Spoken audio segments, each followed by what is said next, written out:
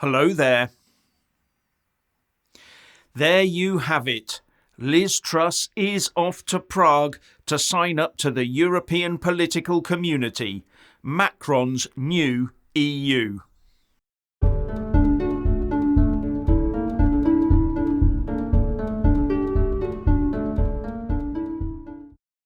Now, if you haven't already done so, please do subscribe and then like and comment below. And why not buy a mug with my mug on it? What is our new Prime Minister Liz Truss up to? She's only off to Prague next week to talk about roping the UK back into the European Union via the back door.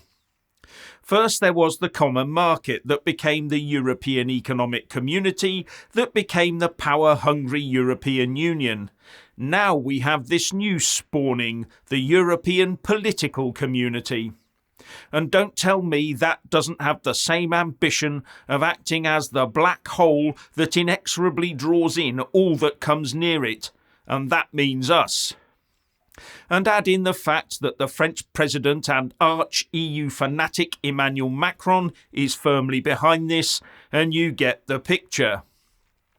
And the excuse for Truss going over there is because the top two items on the agenda are energy security and immigration.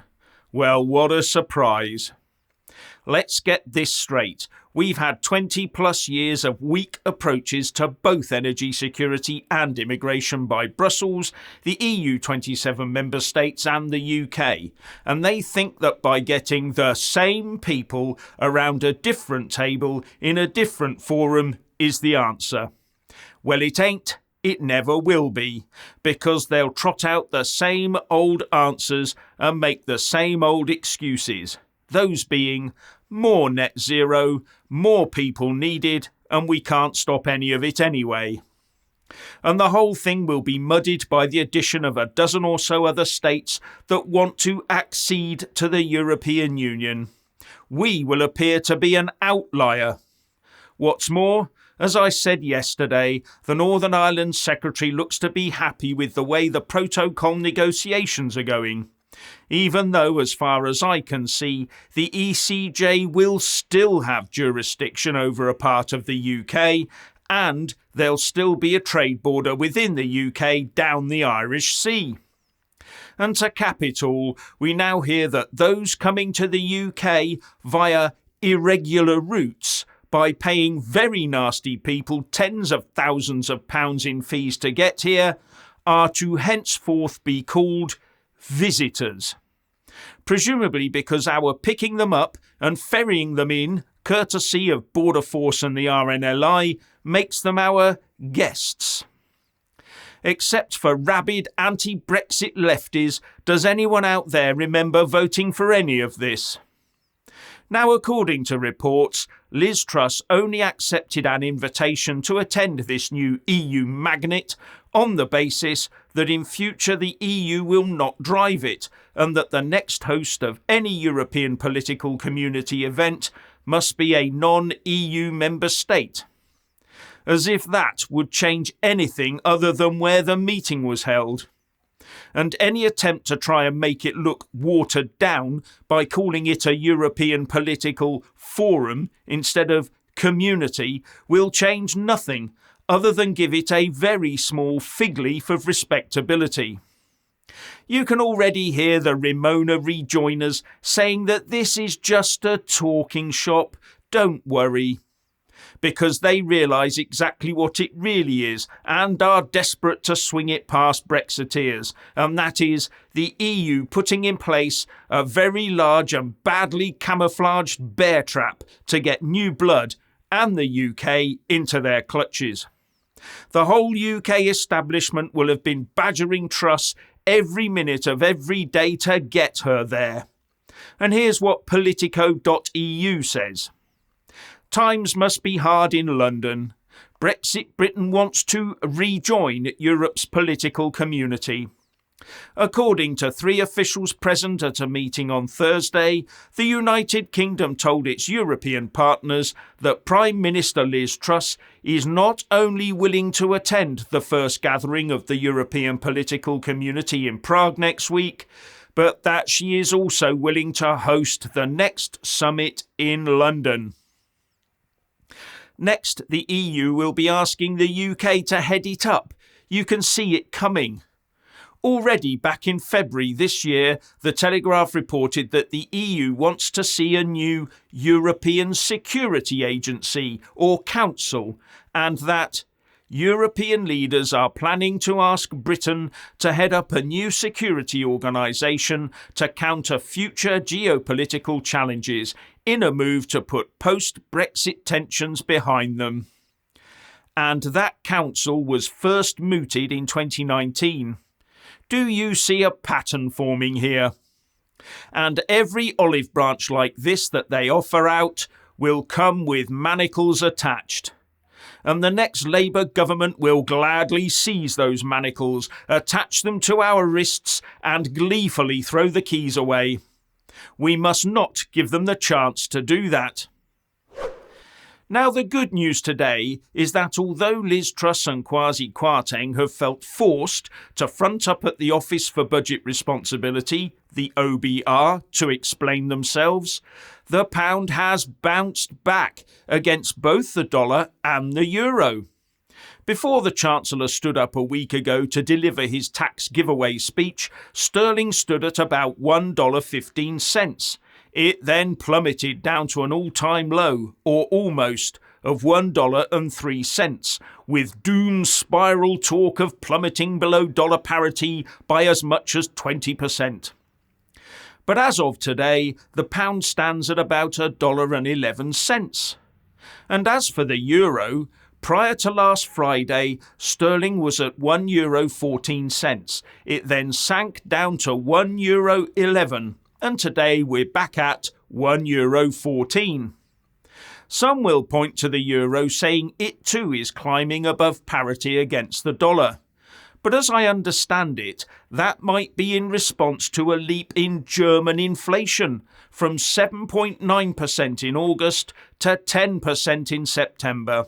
Something that might lead to the ECB hiking interest rates again, so making the euro more attractive to investors. Now, I'm not saying the UK is out of the woods quite yet, but maybe it wasn't the endless forest the markets led us to believe it was. There's also the matter of inflation to consider. Much of this is driven by petrol and diesel prices, as they affect the prices of just about everything we buy. And the prices on the forecourts have peaked, and those prices are now falling. The peak prices of road fuel were in July, which fed into the inflation figure of 9.9% announced in August. And that was 0.2% down on July's 10.1%. And now that forecourt prices are dropping quite fast, we could see inflation fall back too when the ONS announcement is made on the 19th of October. And with natural gas, that powers so much of our electricity, despite the Nord Stream pipeline sabotage, natural gas prices are still well below their previous peaks. In late August, the price was £6.41 a therm. Now it's down to about £2.55 a therm. And as that feeds into the marketplace, then inflation will see more downward pressure. And that's something that will take the pressure off of the Bank of England Monetary Committee to raise interest rates robustly. Yes, prices might be a lot higher for things like petrol and natural gas than they were in the past, but if those high prices stabilise and increase no further or even fall, then inflation tends towards zero in the future. And lo and behold, the ONS has put out UK GDP figures for Q2 today, and they show that the UK did not slip into recession as expected. In fact, the UK economy grew by 0.2%. But is all this good news for UK PLC because of government or despite government? Now, for her part, though, Liz Truss is sticking to her economic and political guns. She and her Chancellor Kwasi Kwarteng had what is being reported as an emergency meeting this morning with Richard Hughes, the chairman of the Office for Budget Responsibility. The OBR then said it would be handing its independent forecast of the situation to the Chancellor next Friday.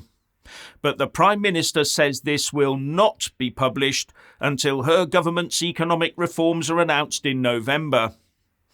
However, these reports, as you will probably know, contain best, median and worst case scenarios, together with highly colourful graphs, with the worst bits being in dark garish red. Now, do you really think that the Treasury will be able to keep the juiciest parts of that report, the bits that talk about the worst case scenarios, out of the press until the 23rd of November? That's 2 days short of 8 weeks away. You really think that's possible? Because there will be many Treasury officials, or even one of the Tory ministers themselves, who will be more than happy to take a snap of the offending pages and send them off to their favourite opposition MP, or their pet mainstream media editor. I would think they have many of those on speed dial already. So as of Friday next week, we'll probably be bombarded with headlines of OBR warnings of impending doom, all followed by opposition MPs parading them about and demanding general elections and the like. And I expect they'll be calling for the Prime Minister to front up when Parliament returns on Tuesday the 11th of October to explain herself and her economic plan to the House via a ministerial statement. They will want to ask her who she talked to and what advice she ignored, etc. And they won't be pleased to note that the first major item they see on the order paper of business for that day is the repeal of the 1.25% health and social care levy. And on that same day, the House of Lords will be faced with the second reading of the Northern Ireland Protocol Bill, designed to give the government the powers it needs to unilaterally override the protocol. Now the Lords has already vigorously indicated that they will be giving this one a thorough going over. It seems they do not like the Protocol Bill up them. It is upsetting to our lordships.